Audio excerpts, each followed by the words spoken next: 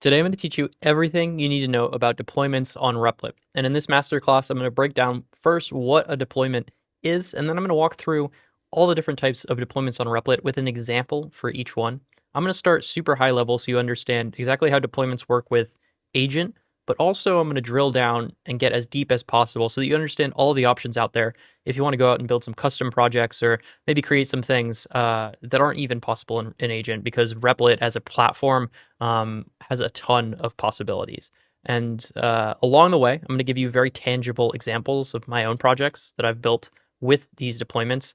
We're really going to get in the weeds, but if you just want high level stuff, you can follow along at the beginning of this video. Hopefully that'll help you out. I'm also going to make some analogies and some comparisons to make the topic super simple and easy to understand. So my goal by the end of this video is that you have everything you need to know about Replit and deployments and how you can share your projects with the world or just run scripts in the background that you want to run. So to get started, what is a deployment? Well, a deployment just means running your project, quote unquote, in the cloud. Now, if that's even a little confusing for you, just think about the cloud as someone else's server. At Replit, our deployments run on Google's servers primarily. So when you deploy something, right, instead of just running it on your laptop, maybe you've run things on your own laptop for personal projects, or you've run them in Replit while you're developing. We're saying, okay, let's take this, let's package it up, and let's put it on somebody else's server so people can access it all the time. Because, like the cloud is basically just massive warehouses full of servers where people are like running things all the time. And so this is how you share your project. This is how you put something on the internet. And it used to be really hard, like 10, 15 years ago, people would be, deploying things on their own laptops, on their own servers in their basement. And if their power went out, their website was down. That was no good. So today, it's easier than ever. We kind of moved from deploying your own stuff to deploying stuff on the cloud to now deploying stuff on Replit, which is kind of like we make it really easy to deploy stuff on the cloud. And there are 4 different types of deployments on Replit. So we have static, Autoscale, scheduled jobs, and reserved VMs. Might sound a little scary. We're going to break it down one by one. The very first place, actually, I'm going to start here is with Autoscale, because if you use Agent, if you're building with Agent or autonomous software developer, you're probably deploying an Autoscale app. And for an example of an Autoscale deployment, I built this little restaurant finder here, or not restaurants, but really my favorite places in San Francisco. This is backed by Notion, and I can just go here and see some of my favorite spots. And this is an Autoscale deployment. So let's talk about it. What does that mean? Well, Autoscale deployments are a way to deploy full stack apps, so apps with a front and a back end that can scale up or down. What do I mean when I say scale? Well, I just mean that if nobody's visiting your app, if nobody goes to your website, we're just going to actually like shut the deployment down. We're not going to bill you for it. But then the first time somebody types in matsrex.com.replit.app or whatever, we're going to spin that deployment up and we're going to serve it to people. Now, if 1 million people went and visited my site, we'd scale it up even further, right?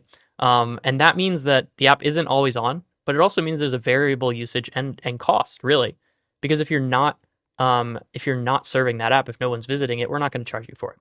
It's actually pretty cool and pretty powerful. And so what does that look like? Well, we can just go to replit.com and open up a sample app here. We will just create a new app to take a look at our deployments pane. Just create a new Python app and take a look at deployments. Often if you create an agent app, it'll just drop you into the Autoscale step, but I really wanted to do this so that we can all kind of like walk through what this page looks like. So we have Reserved VM, Autoscale, static, scheduled. Obviously, Autoscale scaling up from 0 to any level of demand. We have some usage-based billing, great for web apps and stateless APIs. So if we click set up our deployment here, what you'll see is that first we get this thing called machine power. This is basically saying for each like little computer that we spin up. So think about it like I'm deploying my website, Matsrex, so anybody can come visit this. This is backed by like some server in a warehouse somewhere. How powerful do we want that server to be? Well, we could give it like 2 CPUs. We could give it RAM. We can determine how powerful we want those servers to be when they're spinning up. And that depends on what's going on in your app and how powerful your app is. So once you decide that, then we have a max number of machines, right? So I mentioned that, we're going to scale this up or down depending on how many people visit. There are 2 ways you can scale a server. You can either scale horizontally, which just means the number of machines, or you can scale vertically, which is the power of each server or machine. So we can determine how many machines. So like if 1 million people come to my app, we might turn on 7 computers to serve this application, or we might only really want one. And then for each machine, how powerful do we want that to be? That's the power. So think about this like vertical scaling and horizontal scaling. That's auto scaling in a nutshell. You're learning everything today. Now, you don't really even need to know this if you're building with Agent. You can just hit approve, build, and configure settings, and you're going to come to this page. So the first thing you can do for your Autoscale deployment, define a domain name. So Matt's domain.replit.app.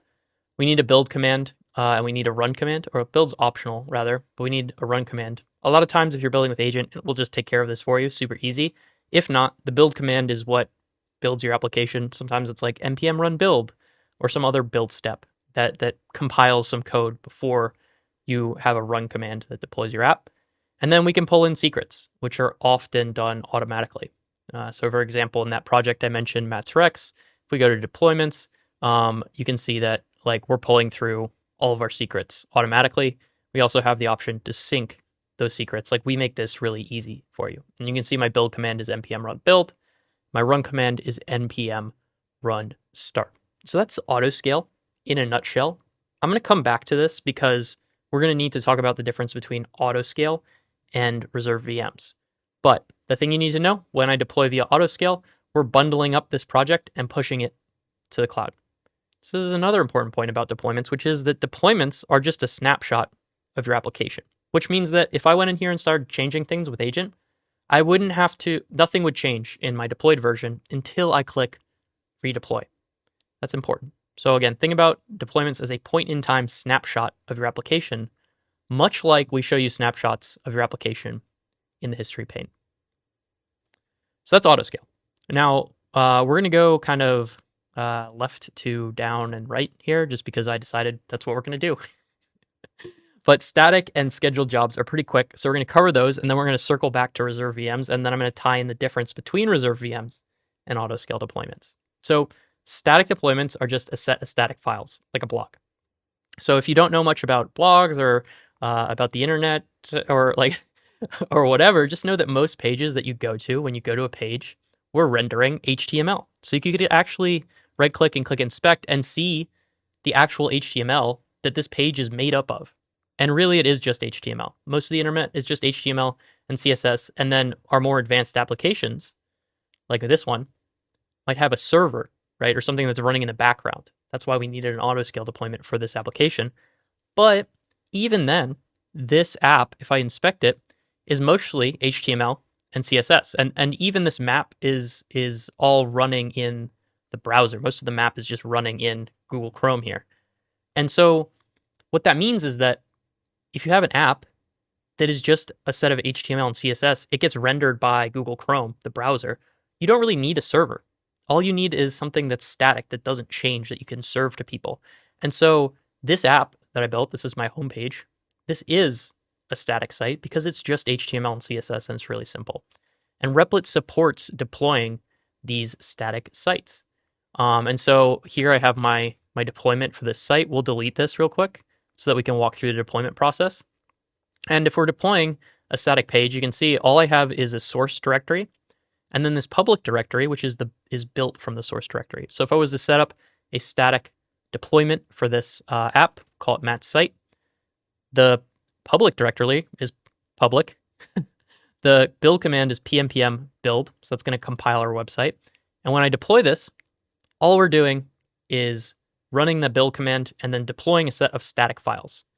And the cool thing about static deployments is that they're super lightweight, they're super minimal, they run entirely in the browser, and that makes them really efficient and cheap to deploy. So Replit supports these static deployments. You can think like GitHub Pages or some of those other solutions. If you want to deploy a static site on Replit, you can do it. You just select static deployment. Now we're going to talk about scheduled jobs, because this is fun. I think it's fun. I used to work in data. I used to work in data engineering, data analytics, and a lot of times I had these scripts or these data jobs that I would need to run every day. And it's kind of hard to figure out how to run a script every day. As it would turn out, it was hard. It's really easy with Replit now. And so scheduled jobs are just like a script or a file that you're going to run on a schedule. It's great for data jobs, think cron job, or even GitHub Actions. Scheduled jobs are pretty simple. So I have an example scheduled job here. We'll discuss, we can save the discussion of the legality of the script, but this just looks and sees if that there are dates available at the Crater Lake Lodge for given date range, because as it would turn out, it's hard to find stays. So I'm not going to disclose the contents of this script, but this is an example script where I want to check some data, and maybe I hook up like an email client or I hook up a text message client to kind of notify me if there is availability from this search. Well, what I can do is, since I have just a simple Python file, maybe I wrote this with Assistant or other AI tools in Replit, I can deploy that. We'll take a look at our deployment types again as a scheduled job. So we're just going to run this at a specified time. And if I click set up my deployment, we have a default machine for you. And we have a schedule description. So I could say like every Friday at 9 a.m. PST. I could give a timeout in minutes. And then we have the option for a build command or just the run command, right? As well as our deployment secrets. So, I could add in like email service, right? Like you add resend or some other email tool. Anytime I find availability, send an email to my email, and then we run this every day. And now I built something that can notify me of what's going on. Simply deploy that. That is what a scheduled job is. Don't tell the National Park Service that I'm writing these jobs. So we've talked about Autoscale, we've talked about static deployments, we've talked about scheduled jobs. Now we're going to talk about reserved VMs. And this can confuse a lot of people because many of the things you can deploy on a reserved VM are also deployable on Autoscale, but we're going to break down the difference after I discuss this. Reserved VMs are always on and a fixed amount of resources. So the main difference between Autoscale is, like I told you, Autoscale deployments can scale up or down. Reserved VMs are always running. There are pros and cons to this, right? Because if you go to an Autoscale site that nobody's visited for like a week, there might be like a couple seconds of delay, right? Like there's a cold start where that app starts up. It takes a little bit of time. So reserved VMs are always on, so there'll be no latency or no delay. But the consequence of that is you get fixed resources. So if 1 million people visit your app, it's going to slow down because they have just as many resources, servers, as one person visiting your app, and a fixed cost. So downsides there, potentially might be tough. And so I'm going to go back to Matt's Rex here. And we're actually going to shut this down to take a look at our reserved VMs. Actually, let's not shut that down because I have that deployed and people use it. I've shared that link before. We'll shut down this Matt's site. So if we look at reserved VM, this will be very similar to Autoscale, where we're supplying a build command and a run command, and we get to choose an app type. Now, one other thing to mention, we just launched production databases, so you can create a separate database for your deployment. And anytime you deploy your app, we're also deploying the database for you. So the database is available. And now you can create a copy of that database so that you're not using old data or development data in your prod app. So the difference here is that reserved VMs can be deployed as a server or a background worker. Only thing you need to worry about here is, do people need to see my app or is it running in the background? If people need to see your app, web server. If it's running in the background, background worker. I think about, you might say, well, when would I want to deploy a background worker? Answer is if you want to deploy a Slack bot that you want people to like mention in Slack, like, hey, at Matt Slack bot, do this cool thing. Well, it needs to always be listening for that command, but there isn't like a web page people go to view it. And that's actually, we're getting at the difference between reserved VMs and Autoscale, which is that if you need somebody like always on listening, right? We need at any time to be able to call that Slack bot, or we need at any time for someone to be able to mention that Discord bot. Well, it better be running all the time, right? Because with Autoscale deployments, there is some latency. There's a startup time. Maybe that request might be lost because your app needs to spin up. So it's really important to have an always on set of resources. And that's really the main difference. But if you wanted to run an app that also functioned as an API and had a web page, right? That might be a good time to deploy a reserved VM. So I think we've covered when you might use these things, what they are. Let's dig down into the difference between reserved VMs and Autoscale, because I get this question a lot. And the analogy I like to use here is that a reserved VM is like a greenhouse and Autoscale deployment is like a Nest thermostat, right? Like a Nest thermostat, if you're throwing a party, we'll just pretend, like I have enough friends to invite them over for a party, but we're throwing a party at Matt's house. And there are 100 people in my apartment. My apartment isn't that big, so it might get pretty hot. My Nest is going to be like, hey, we need to jack up the AC. The AC scales up to accommodate that increase in traffic. Now, conversely, if everybody leaves and it's cold outside and I'm just laying on my couch alone, this is much more close to reality. The Nest will be like, all right, we can turn the AC off. We don't need that. And that means that I save money, but it also means that when we need it, it's there, it's available. So super important to have that ability. Now, the flip side is like a greenhouse, right? I have a lot of plants. I like my plants. I love my plants. If I want my plants to be happy, the environment cannot change. It has to be the same. And so that means there needs to be something, either a heater or AC or some sort of humidity thing that's always running at the same rate and that keeps the environment the same. And so in order to do that, you need a greenhouse. You need a reserved VM. And so these two environments, right? Think about applications that you're building and map them to these two environments. Can my app go, be interrupted? Can it turn off? Can it spin up from 0 to infinity?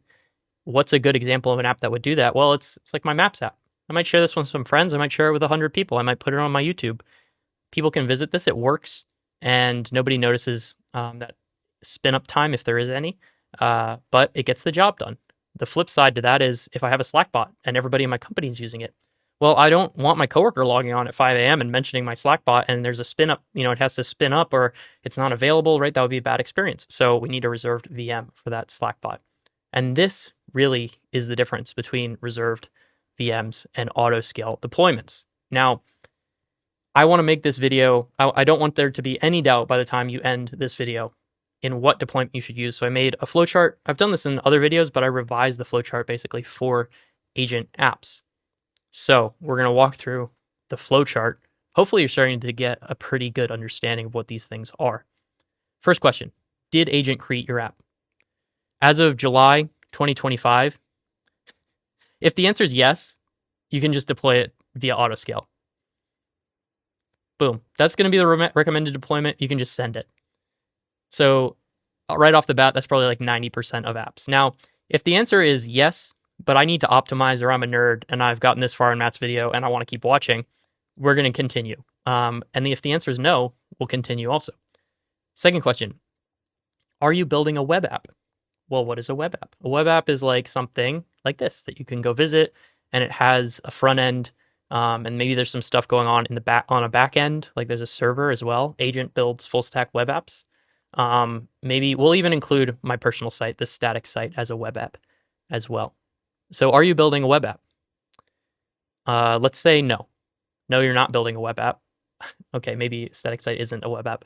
If you're building a static website, then we'd use a static deployment. Maybe you're building an API, so some service that you can call. Now, if you're building an API that doesn't necessarily have a front end or doesn't need any user interaction, you'd use a reserved VM as a background worker. Say that it does need some sort of user interaction or front end, reserved VM as a web app. If you're just running a script, scheduled job. It's that simple. Now, let's say you said yes, right? Does your web app, or you're building a web app, yes. Does your web app need a backend? If no, you're actually building a static deployment because it just runs in the browser. Deploy it that way.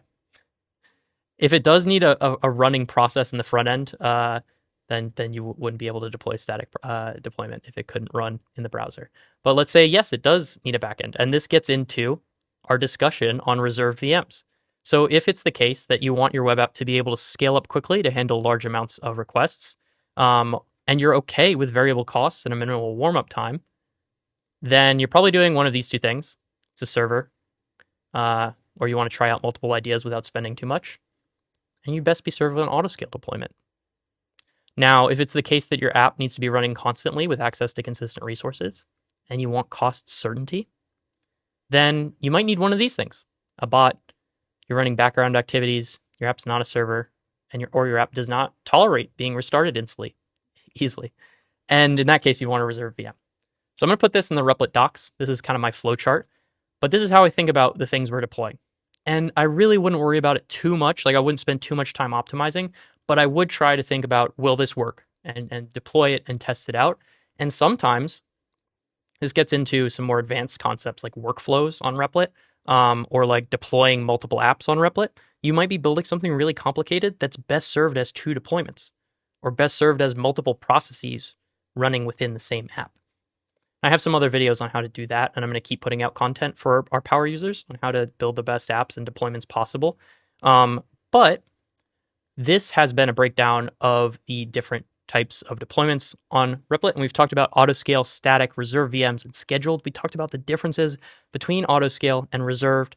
We talked about when you might want to do those things, as well as cost considerations. We talked about what a static deployment is and what a scheduled job is. And my hope is that now you have a really good understanding of what's possible on Replit, and it doesn't feel so scary when you go to that deployments tab. But again, I'm Matt with Replit. This has been a masterclass on Replit deployments, everything you need to get started. Until next time, peace.